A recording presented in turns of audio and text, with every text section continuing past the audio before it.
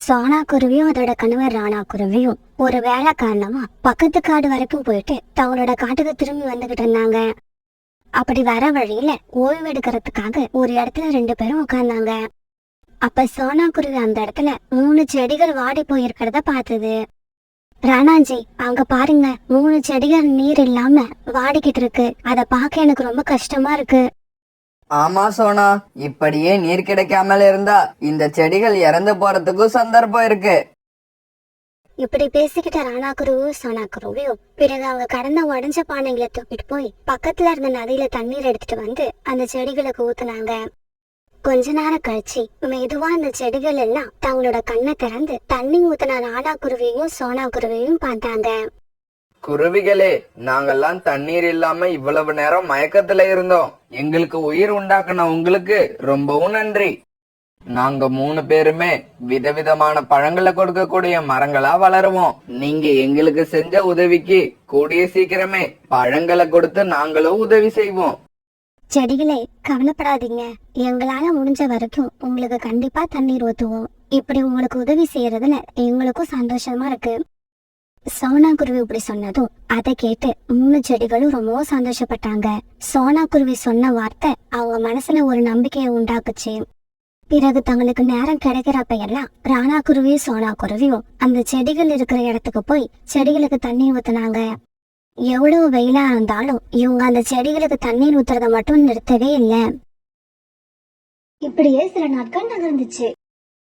இப்படி ராணா குருவியும் சோனா குருவியும் சீரான இடைவெளியில அந்த செடிகளுக்கு தண்ணீர் ஊத்திக்கிட்டே வந்ததால அந்த 3 செடிகளும் இப்ப சின்ன மரமா வளர்ந்துட்டாங்க. ஒரு நாள் ராணா குருவியும் சோனா குருவியும் தண்ணீர் எடுக்கிறதுக்காக நதிக்கரைக்கு போனாங்க. இப்படி போன இவங்க 2 பேரும் அந்த நதிக்கரையில காலுக்காகத்தையும் குறிக்காகத்தையும் சந்திச்சாங்க. சோனா, கொஞ்ச நேரத்துக்கு முன்னாடிதான் வந்து தண்ணி குடிச்சிட்டு போனேன். மறுபடியும் எதுக்கு நதிக்கரைக்கு வந்திருக்க? கோரி, எங்களுக்கு 3 மரங்கள் நண்பர்களா இருக்காங்க. அவங்களுக்கு தான் இப்ப நாங்க தண்ணீர் எடுக்க வந்தோம். என்னது, மரங்கள் உங்களுக்கு நண்பர்களா இருக்காங்களா? அவங்க யாருன்னு எங்களுக்கு காட்டு. அவங்கள பார்க்க ஆசையா இருக்கு. அப்படியா? அப்படின்னா இப்பவே எங்க கூட கிளம்புங்க. நாங்க இப்ப அங்கதான் போறோம். இப்படி சொன்ன ராணா குருவியும் சோனா குருவியும் பிறகு காகங்களை அழைச்சுக்கிட்டு அந்த மரங்கள் இருக்கிற இடத்துக்கு போனாங்க. வந்துட்டாங்க வந்துட்டாங்க. ஆமா, நம்ம நண்பர்கள் நமக்காக தண்ணி எடுத்துக்கிட்டு வந்துட்டாங்க.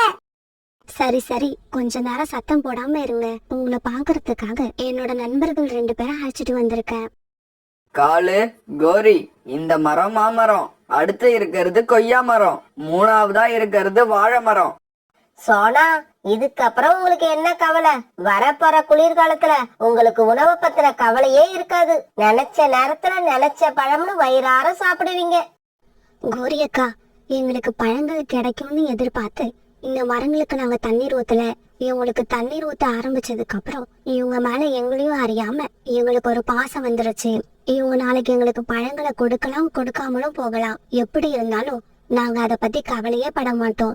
இவங்க பழங்களை கொடுக்காட்டி கூட இவங்க மேல நாங்க வச்ச அன்பு மாறாது. நண்பர்களே, நாங்களும் உங்க மேல ரொம்ப அன்பு வச்சிருக்கோம். எப்பவும் நீங்க எங்களை விட்டுட்டு எங்கேயும் போயிடாதீங்க. கவலைப்படாதீங்க நண்பர்களே, உங்களை விட்டுட்டு நாங்க எங்கேயுமே போக மாட்டோம். இப்படி சொன்ன ராணா குருவியும் சோனா குருவியும் பிறகு அந்த மரங்களுக்கு தண்ணி ஊத்த ஆரம்பிச்சாங்க. குருவிகளும் அந்த மரங்களும் இப்படி நண்பர்களா பழகிறத காலுக்காகத்தாலையும் கூரிக்காகத்தாலையும் தாங்கவே முடியல. அவங்களுக்கு பொறாமையா இருந்தது. வீட்டுக்கு போன காகங்கள் 2 பேரும் அந்த மரங்களை பத்தியே பேசிக்கிட்டு இருந்தாங்க. காலேஜி, வரப்போற குளிர்காலத்துக்காக நாம கஷ்டப்பட்டு அலைஞ்சி திரிஞ்சு வீடு பூரா தானியங்களையும் பழங்களையும் கொண்டு வந்து வச்சிருக்கோம். ஆனா இந்த குருவிங்க 2 பேரும் ரொம்ப ஈஸியா அந்த 3 மரத்துக்கு தண்ணீர் ஊத்தி அவங்களோட வேலையை முடிச்சுக்கிட்டாங்க. கோரி, இது எப்படி தெரியுமா இருக்கு? கஷ்டப்பட்டு அலைஞ்சு திரிஞ்சு உணவு சேகரித்த நாம முட்டாள்கள் ஆயிட்டோம். நதியில இருந்து எப்பவாவது ஒரு பானை தண்ணி கொண்டு போய் ஊத்துன குருவிங்க 2 பேரும் இப்ப புத்திசாலி ஆயிட்டாங்க. இல்ல காலேஜி, இப்படி எல்லாம் இந்த விஷயத்தை விடக்கூடாது. இப்ப கஷ்டப்படாத இந்த குருவிகள் 2 பேரும் குளிர்காலத்துல உணவுக்கு கஷ்டப்படுறத நாம பாக்கணும். அவ்வளவுதானே, இந்த வேலையை என்கிட்ட விடு, நான் சிறப்பா செஞ்சு முடிச்சிடுறேன். இப்படி பேசிக்கிட்ட காகங்கள் பிறகு அப்படியே படுத்து தூங்க ஆரம்பிச்சாங்க. மறுநாள் காலையில எழுந்ததும் காலுக்காக கோரிக்காகத்தை கூப்பிட்டுக்கிட்டு அந்த மரங்கள் கிட்ட போச்சு. இப்படி போனவங்க அந்த மரங்களுக்கு பக்கத்துல நின்னு இப்படி பேச ஆரம்பிச்சாங்க. கோரி, இந்த 3 மரங்களையும் பார்த்தா ரொம்ப பாவமா இருக்கு. இந்த குருவிங்க தங்களோட சுயநலத்துக்காக இந்த மரங்களை இன்னும் இங்கேயே வச்சிருக்காங்க. ஆமா காலுஜி, நதிக்கு அந்த பக்கம் சொர்க்கம் மாதிரி ஒரு காடு இருக்கிறது இந்த மரங்களுக்கு தெரியாது. தெரிஞ்சிடுச்சுன்னா இந்த குருவிகளோட பேச்சை இவங்க நம்ப மாட்டாங்க. இப்பவும் ஒண்ணு கெட்டு போகல. இந்த மரங்கள் ஒரு வார்த்தை சொன்னா போதும், நாம இப்பவே இவங்களை தூக்கிக்கிட்டு போய் அந்த காட்டுல நட்டு வச்சிடலாம். அதுக்கப்புறம் இவங்களுக்கு எந்த கவலையும் கிடையாது. அந்த காட்டுல இங்க இருக்கிற மாதிரி வெயில் கொடுமை கிடையாது. இவங்க நினைக்கிறப்பெல்லாம் தண்ணீர் கிடைக்கும். யாரோட உதவியை எதிர்பார்க்காம இந்த மரங்கள் சந்தோஷமா வாழலாம். இங்க பாருங்க, இதெல்லாம் நாம சொன்னா இந்த மரங்கள் நம்ப மாட்டாங்க. நமக்கு என்ன, அவங்க தலையெழுத்துப்படி நடக்கட்டும். வாங்க நாம வீட்டுக்கு போவோம். அங்க இருந்த 3 மரங்களும் காகங்கள் இப்படி பேசிக்கிறத உன்னிப்பா கவனிச்சாங்க. காகங்களே, நீங்க சொல்றது உண்மையா? நதிக்கும் அந்த பக்கம் உள்ள காடு சொர்க்கம் மாதிரியா இருக்கும்? எங்கள மாதிரி மரங்கள் வாழக்கூடிய இடமா அது? ஆமா, ரொம்பவும் அழகான உலகம் அது. அந்த உலகத்துக்கு போனா நீங்களும் அழகா மாறிடுவீங்க. அங்க போனா எங்களுக்கு யார் உதவியும் தேவைப்படாதா? கண்டிப்பா தேவைப்படாது. உங்களுக்கு தேவைப்பட்டது எல்லாமே அங்க உங்க பக்கத்திலேயே இருக்கும். காகங்களே, தயவு செய்து எங்களையும் அங்க கொண்டு போய் விட்டுருங்க. நாங்களும் உங்க கூட வரோம். இப்படி மாமரமும் கொய்யா மரமும் பேசிக்கிட்டு இருக்கப்ப வாழை மரம் இப்படி பேச ஆரம்பிச்சது. இங்க பாருங்க நண்பர்களே, அந்த குருவிகள் 2 பேரும் நமக்கு உதவி செய்யலன்னா நாம இந்நேரம் இறந்திருப்போம். அப்படிப்பட்ட குருவிகளை நம்பாம நேத்து வந்த காகங்களோட பேச்சை நம்பி இந்த இடத்தை விட்டு போக போறீங்களா? இங்க பாருங்க, உங்களை யாரும் கட்டாயப்படுத்தி அழைச்சுக்கிட்டு போக ஆசைப்படல. எங்க பேச்சுல நம்பிக்கை வச்சு நாங்க சொல்ற மாதிரி ஒரு காடு இருக்குன்னு நம்பிக்கை இருந்தா எங்க கூட வாங்க, இல்லன்னா விட்டுருங்க. நாங்க கிளம்புறோம். நீங்க காலம் பூரா அந்த குருவிங்க எப்ப தண்ணி கொண்டு வந்து ஊத்துவாங்கன்னு எதிர்பார்த்துக்கிட்டே இருங்க. காகங்களே, அப்படி சொல்லாதீங்க. நாங்க உங்க கூட வர தயாரா இருக்கோம். எங்களை இப்பவே அழைச்சுக்கிட்டு போங்க. இங்க பாருங்க நண்பர்களே, தயவு செய்து என் பேச்சை கேளுங்க. இந்த குருவிகள் வர வரைக்கும் பொறுமையா இருங்க. அவங்க வந்ததுக்கு அப்புறம் அவங்க கிட்ட சொல்லிட்டு நீங்க இந்த காகங்கள் கூட கிளம்பி போங்க. இங்க பாரு வாழை மரமே, உனக்கு வர இஷ்டம் இல்லைன்னா விட்டுடு. நீ வர வேண்டாம். ஆனா கிளம்ப தயாரா இருக்கிற எங்களை நீ தடுக்காத. காகங்களே, நாங்க இப்பவே உங்க கூட வரோம். எங்களையும் அழைச்சுக்கிட்டு போங்க. பிறகு காகங்கள் 2 பேரும் ஆளுக்கு ஒரு மரமா வேரோட பிடுங்கி எடுத்துக்கிட்டு பறக்க ஆரம்பிச்சாங்க. இப்படி இந்த மரங்களை தூக்கிட்டு போனவங்க ரொம்ப தூரம் பறந்து போனாங்க. காகங்களே, இன்னும் எவ்வளவு தூரம் இருக்கு? எங்களுக்கு இப்பவே ரொம்ப தாகமா இருக்கு. எங்களை சீக்கிரம் அந்த காட்டுக்கு அழைச்சுக்கிட்டு போங்க. மரங்களே, கொஞ்சம் பொறுமையா இருங்க. நீங்க போய் சேர வேண்டிய இடம் இதோ வந்துருச்சு. இப்படி சொன்ன காகங்கள் ஒரு வறண்டு போன இடமா பார்த்து அந்த 2 மரத்தையும் கீழே போட்டாங்க. மரங்களே, இப்ப புரிஞ்சுதா உங்களுக்கு? இதுதான் உங்களோட இன்னொரு உலகம். இந்த உலகத்துல உங்களை கவனிக்கவோ தண்ணி ஊத்தவோ யாருமே இருக்க மாட்டாங்க. காகங்களே, உங்களுக்கு நாங்க என்ன கெடுதல் செஞ்சோம்? எதுக்கு எங்க கிட்ட பொய் சொல்லி இங்க அழைச்சுக்கிட்டு வந்தீங்க? இங்க பாருங்க, உங்களுக்கும் எங்களுக்கும் எந்த பகையும் இல்ல. ஆனா உங்களால சோனா குருவி பயனடைய கூடாது. அதுதான் எங்களோட லட்சியம். இப்படி சொல்லிட்டு காகங்கள் 2 பேரும் அங்கிருந்து பறந்து போயிட்டாங்க. பிறகு கொஞ்ச நேரம் கழிச்சு அங்க வந்த ராணா குருவியும் சோனா குருவியும் மாமரமும் கொய்யா மரமும் அங்க இல்லாதத பார்த்து அதிர்ச்சியானாங்க. உடனே பக்கத்துல இருந்த வாழை மரம் நடந்தது எல்லாத்தையும் அவங்க கிட்ட சொல்லுச்சு. அதை கேட்ட ராணா குருவியும் சோனா குருவியும் அந்த மரங்களை தேடி அங்கிருந்து பறந்து போனாங்க. இப்படி போன ராணா குருவியும் சோனா குருவியும் ரொம்ப தூரம் போனதுக்கு அப்புறம் ஒரு இடத்துல மாமரமும் கொய்யா மரமும் மயங்கி கிடக்கிறத பார்த்தாங்க. உடனே இவங்க 2 பேரும் ஆளுக்கு ஒரு மரத்தை தூக்கிக்கிட்டு மறுபடியும் பழைய இடத்துக்கு வந்து அவங்கள நட்டு வச்சாங்க. மரங்களோட மயக்கம் தெரியறதுக்காக அவங்களுக்கு தண்ணீர் ஊத்துனாங்க. குருவிகளே, எங்களை மன்னிச்சிடுங்க. நாங்க பெரிய தப்பு பண்ணிட்டோம். ஆமா, உங்களை சந்தேகப்பட்டது எவ்வளவு பெரிய தப்புன்னு இப்ப புரிஞ்சுக்கிட்டோம். இனி எங்களோட வாழ்க்கையில உங்க பேச்ச தவிர வேற யார் பேச்சையும் நம்ப மாட்டோம். என்ன பண்றது? உங்கள மாதிரி மரங்களுக்கு கெட்டது நடந்ததுக்கு அப்புறம் தான் புத்தி வரும். சோனா குருவி தன்னோட வீட்டுக்கு முன்னால மாமரம், மாதுளை மரம், ஆப்பிள் மரம் இப்படி 3 வகையான பழமரங்களை வளர்த்து வந்தது. இந்த மரத்துல உள்ள பழங்கள்ல அந்த காட்டுல உள்ள எல்லா பறவைகளும் வந்து சாப்பிட்டு தங்களோட பசியை தீர்த்துக்கிட்டாங்க. சோனா குருவி இந்த மரங்கள்ல உள்ள பழங்கள யாரும் சாப்பிடக்கூடாதுன்னு எந்த பறவையும் தடுத்து நிறுத்தினதே கிடையாது. இன்னும் சொல்ல போனா மற்ற பறவைங்களுக்காகவே சோனா குருவி தன்னுடைய வீட்டு வாசல்ல இந்த மரங்களை வளர்த்து வந்துச்சு. சோனா, உன்ன மாதிரி பறவைய பாக்குறது ரொம்ப கஷ்டம். இந்த மரங்கள் சின்ன செடிகளா இருந்தப்ப உதவிக்கு யாரையும் கூப்பிடாம நீயே கஷ்டப்பட்டு எல்லா செடிகளையும் மரமா வளர வச்ச. ஆனா அந்த மரங்கள்ல இருந்து பழங்கள் வந்த உடனே எல்லா பறவைகளையும் அதை சாப்பிட அனுமதிச்சு அவங்க பசி தீர சாப்பிடுறத பார்த்து சந்தோஷப்பட்டுக்கிட்டு இருக்க. புறாண்ணா, நீங்க சொல்றது உண்மைதான். இந்த பழங்களை மத்த பறவைகள் சாப்பிட்றப்ப என் மனசுல ஒரு சந்தோஷம் உண்டாகும். ஆனா இப்ப கொஞ்ச நாளா அந்த சந்தோஷம் எனக்கு கிடைக்கல. ஏதோ ஒரு பறவை மரத்துல உள்ள காய்கள் பழுக்கிறதுக்கு முன்னாடியே அதை கீழே தள்ளி விட்டுடுது. யாருக்கும் பயன் தராம அந்த காய்கள் மண்ணுல விழுந்து மக்கி போறத பார்க்கும்போது என் மனசு ரொம்பவும் கஷ்டப்படுது. சோனா, இதுக்காக கவலைப்படாத. இன்னைக்கு நாம 3 பேரும் மறைஞ்சிருந்து எந்த பறவை இந்த மாதிரி செய்யுதுன்னு கண்டுபிடிப்போம். கண்டுபிடிக்கிறது மட்டும் இல்ல, அந்த பறவைக்கு தக்க தண்டனையும் கொடுப்போம். இப்படி பேசிக்கிட்ட புறா, ரீட்டா, கிளி, சோனா குருவி இவங்க 3 பேரும் ஒரு மரத்துக்கு பின்னால மறைஞ்சிருந்தாங்க. பிறகு கொஞ்ச நேரத்துல காலுக்காகவும் கோரிக்காகவும் ரொம்பவும் ஜாலியா பறந்து வந்து ஆளுக்கு ஒரு மரத்து மேல உட்கார்ந்தாங்க. இப்படி உட்கார்ந்த காலுக்காகவும் மாம்பழத்தையும் கோரிக்காகவும் மாதுளை பழத்தையும் வயிறு முட்டை சாப்பிட்டு முடிச்சாங்க. இப்படி சாப்பிட்டு முடிச்ச காலுக்காகவும் கோரிக்காகவும் அந்தந்த மரத்துல இருந்த காய்களை தங்களுடைய கால்களால கீழே தள்ளி விட ஆரம்பிச்சாங்க.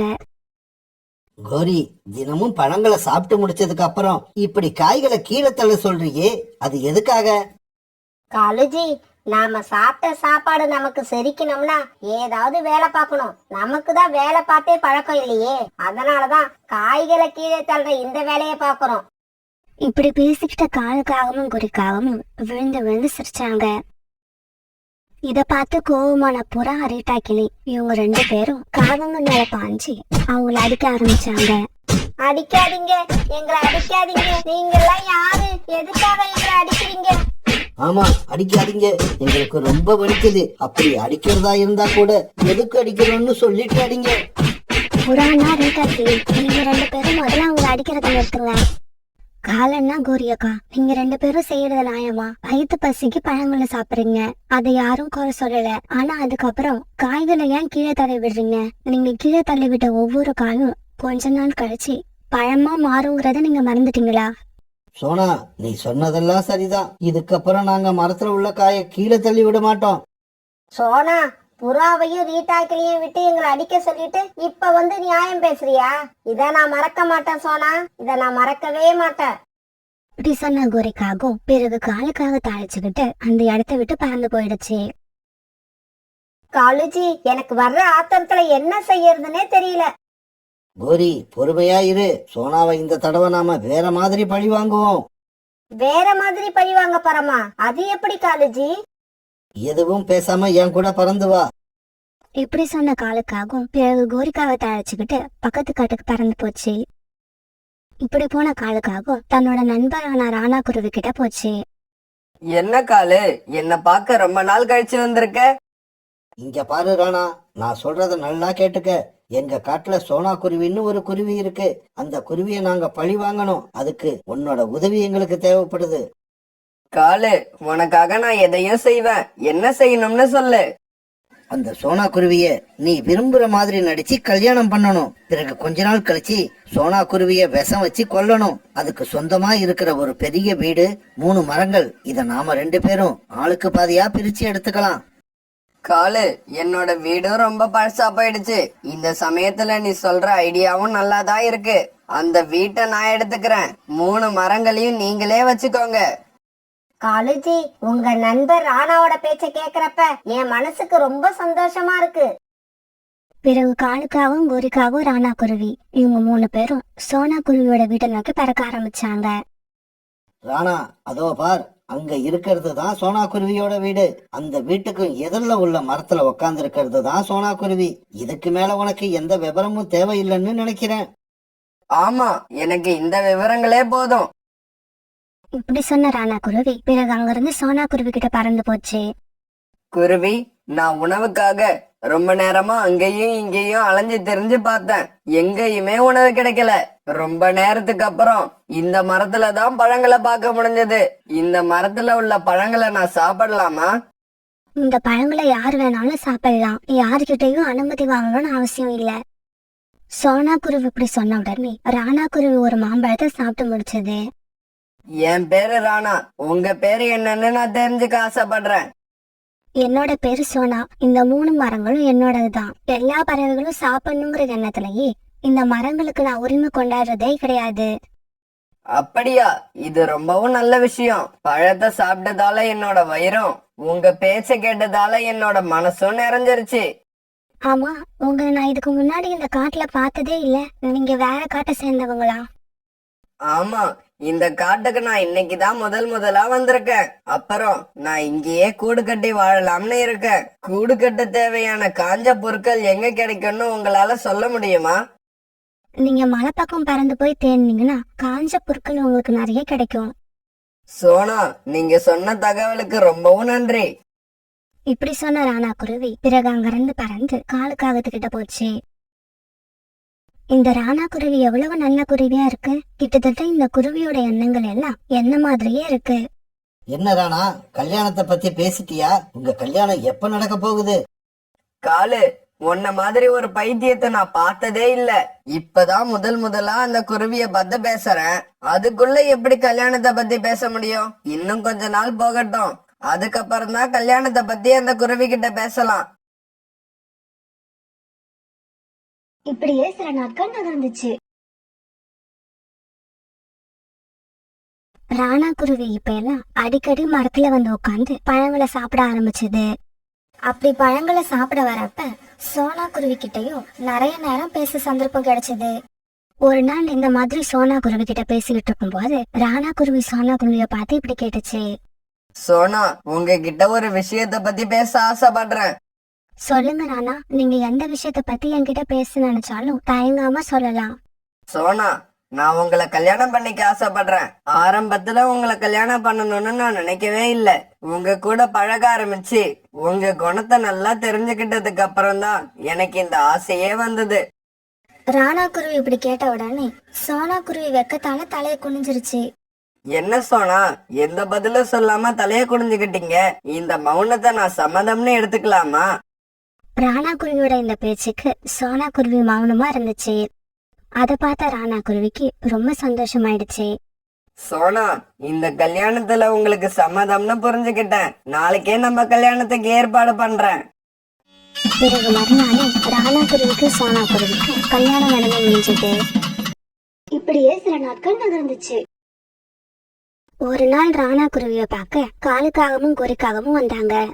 என்ன ராணா, எதுக்காக சோனா குருவிய கல்யாணம் பண்ணணும்னு உனக்கு ஞாபகம் இருக்கா இல்லையா? என்ன கோரி இப்படி கேட்டுட்ட? எனக்கு எல்லாம் ஞாபகம் இருக்கு. அப்பாடா, எங்க உனக்கு ஞாபகம் இல்லைன்னு சொல்லிடுவியேன்னு பயந்துட்டேன். சரி சரி, இந்த விஷ பாட்டில எடுத்து வச்சுக்க. சந்தர்ப்பம் பார்த்து இந்த விஷத்தை சோனா குருவியோட சாப்பாட்டுல கலந்துடு. ஆமா ராணா, அப்படி நீ செஞ்சிட்டீன்னா அந்த பெரிய வீடு உனக்கு, 3 மரங்களும் எங்களுக்கு. பிறகு ராணா குருவி கோரிக்காகவும் கொடுத்த விஷத்தை எடுத்துக்கிட்டு தன்னோட வீட்டுக்கு திரும்பி வந்தது. ராணாஜி, வந்துட்டீங்களா? நான் உங்களை தான் எதிர்பார்த்துக்கிட்டு இருந்தேன். இன்னைக்கு நான் ரொம்பவும் சந்தோஷமா இருக்கேன். நான் சொல்ல போற செய்தியை கேட்டா நீங்களும் சந்தோஷமாயிடுவீங்க. சோனா, நீ என்ன சொல்ல போறன்னு சீக்கிரமா சொல்லு. என்னால ஆர்வத்தை அடக்க முடியல. ராணாஜி, நான் பருந்து டாக்டரை இப்பதான் பார்த்துட்டு வரேன். அவங்க நான் மாசமா இருக்கிறத கன்ஃபார்ம் பண்ணிட்டாங்க. இன்னும் கொஞ்ச நாட்கள்ல நான் முட்டையிட போறேன். நம்மளோட வாழ்க்கையில இது வரைக்கும் இருந்த சந்தோஷத்தை விட இதுக்கப்புறம் அதிக சந்தோஷம் வரப்போகுது. இப்படி சொல்லிட்டு சோனா குருவி தன்னுடைய கணவரோட நெஞ்சில சாஞ்சிக்கிச்சு. அதே சமயம் சோனா குருவியோட மரண செய்தியை கேட்கறதுக்காக காலுக்காகவும் குறிக்காகவும் சோனா குருவி வீட்டு வாசல்லையே காத்திருந்தாங்க. இல்ல, சோனாவை என்னால கொல்ல முடியாது. சோனா என்னோட மனைவி. அதுவும் இல்லாம சோனா இப்ப மாசமா வேற இருக்கு. இந்த விஷயத்தை எல்லாம் சொல்லி இந்த விஷத்தை அந்த காகங்கள் கிட்டயே திருப்பி கொடுத்துருவோம். இப்படி நினைச்சு விஷத்தை எடுத்துக்கிட்டு கிளம்புன ராணா குருவி தன்னோட வீட்டு வாசல்லையே காகங்களை பாத்துருச்சு. என்ன ராணா, என்னாச்சு? சோனா குருவி இறந்துருச்சா? அந்த செய்தியை சொல்லதான் இவ்வளவு அவசரமா வந்தியா? இல்ல, சோனாவை என்னால கொல்ல முடியாது. இந்த விஷயத்த சொல்லிட்டு இந்த விஷத்தை அவங்க கிட்ட திருப்பி கொடுக்கலாம்னு தான் வந்தேன். சோனா என்னோட மனைவி. அதுவும் இல்லாம சோனா இப்ப மாசமா வேற இருக்கு. ராணா, நல்லா ஞாபகப்படுத்தி பாரு. நீ கல்யாணம் பண்ணனது ஒரு நாடகத்துக்கு தான். நமக்கு தேவை சோனா குருவியோட வீடும் அந்த 3 மரங்களுமே தவிர சோனா குருவியோட உயிர் கிடையாது. காலு, கோரி, நீங்க 2 பேரும் சொல்றது உண்மைதான். நான் சோனா குருவிய கல்யாணம் பண்ணும் போது அந்த எண்ணத்துல தான் இருந்தேன். ஆனா இப்ப அந்த எண்ணம் இல்ல. ஏன்னா சோனா குருவி காட்டின உண்மையான அன்பு என்னோட குணத்தை மாத்திருச்சு. நானும் சோனா குருவி மேல உண்மையான அன்பு செலுத்த ஆரம்பிச்சிட்டேன். ராணா, நீ ரொம்பவும் அழகா பேசுற. உன்னை இப்படியே விட்டா குழந்தை குட்டின்னு பெத்துக்கிட்டு சோனா குருவியோட நீ சந்தோஷமா இருப்ப. ஆனா அத பாத்துக்கிட்டு எங்களால சந்தோஷமா இருக்க முடியாது. இங்க பாரு, நாங்க சொன்னபடி நீ சோனா குருவிய விஷம் வச்சு கொல்லலன்னா நீ யாரு, உன்னோட யோகிதை என்ன, நீ எதுக்காக சோனா குருவிய கல்யாணம் பண்ணன, இப்படி எல்லா விஷயத்தையும் சோனா குருவிட்ட சொல்ல வேண்டி வரும். ராணா, கோரி சொல்றது 100% உண்மை. இந்த உண்மையை எல்லாம் சோனா குருவி கிட்ட நாங்க சொல்லிட்டா சோனா குருவியே உன்னை அடிச்சு வீட்டை விட்டு வெளியில விரட்டிடும். சரி, இன்னும் கொஞ்ச நாள் பொறுத்துக்கோங்க. சோனா குருவி முட்டையிடட்டும். அதுக்கப்புறம் நானே விஷத்தை வச்சு சோனா குருவிய கொன்னுடுறேன். ராணா, இப்பதான் புத்திசாலித்தனமா பேசுற. எங்களை ஏமாத்தணும்னு நீ நினைக்காத. சோனா குருவி என்னைக்கு முட்டையிடுதோ அன்னைக்கே சோனா குருவியோட உயிரும் போகணும். இப்படி சொல்லிட்டு கோரிக்காகவும் காலுக்காகவும் அங்கிருந்து பறந்து போனாங்க. இப்படியே சில நாட்கள் நகர்ந்துச்சு. சோனா குருவியும் ஒரு நாள் ஒரு அழகான முட்டை இட்டது. ராணாஜி, அந்த முட்டை எவ்வளவு அழகா இருக்கு பாருங்க. நம்ம முட்டை மாதிரியே அதுல இருக்கிற குழந்தையும் ரொம்ப அழகா இருக்கும்னு நினைக்கிறேன். ஆமா சோனா, முட்டையில இருந்து வெளிவர குழந்தை பெண் குழந்தையா இருந்தா அது ஒன்ன மாதிரியே அழகா இருக்கும். ராணாஜி, ஆண் குழந்தை பிறந்தா அது உங்களை மாதிரியே அழகா இருக்கும். இப்படி பேசிக்கிட்டு ராணா குருவியும் சோனா குருவியும் ரொம்ப சந்தோஷமா இருந்தாங்க. அந்த சமயத்துல காகங்கள் சொல்லிட்டு போன விஷயம் ராணா குருவிக்கு ஞாபகம் வந்ததால அதோட சந்தோஷம் எல்லாம் பறந்து போய் கண்ணுல கண்ணீர் வர ஆரம்பிச்சது. இவ்வளவு அன்பான, அழகான, புத்திசாலித்தனமான மனைவியை என்னால எப்படி கொள்ள முடியும்? அதுக்கும் பதிலா அந்த விஷத்தை குடிச்சிட்டு பேசாம நாமளே செத்து போயிடலாம். இப்படி என்ன செய்யறதுன்னு தெரியாம ரொம்ப நேரம் குழப்பிக்கிட்டு இருந்த ராணா குருவி கடைசியா ஒரு முடிவுக்கு வந்துருச்சு. எது நடந்தாலும் நடக்கட்டும், நாம சோனா குருவி கிட்ட நடந்த உண்மை எல்லாத்தையும் சொல்லிடுவோம். அதுக்கு சோனா குருவி எந்த தண்டனை கொடுத்தாலும் அத மனசார ஏத்துப்போம். ராணாஜி, ஏன் உங்க முகம் ஒரு மாதிரி இருக்கு? கண்ணுல இருந்து கண்ணீர் வருது. சோனா குருவி இப்படி கேட்ட உடனே ராணா குருவி ஆரம்பத்துல இருந்து நடந்த எல்லா விஷயங்களையும் சோனா குருவி கிட்ட தெளிவா எடுத்து சொல்லுச்சு. சோனா, நடந்தது எல்லாத்தையும் உன்கிட்ட சொல்லிட்டேன். இப்ப நான் சொன்னது எல்லாமே உண்மை.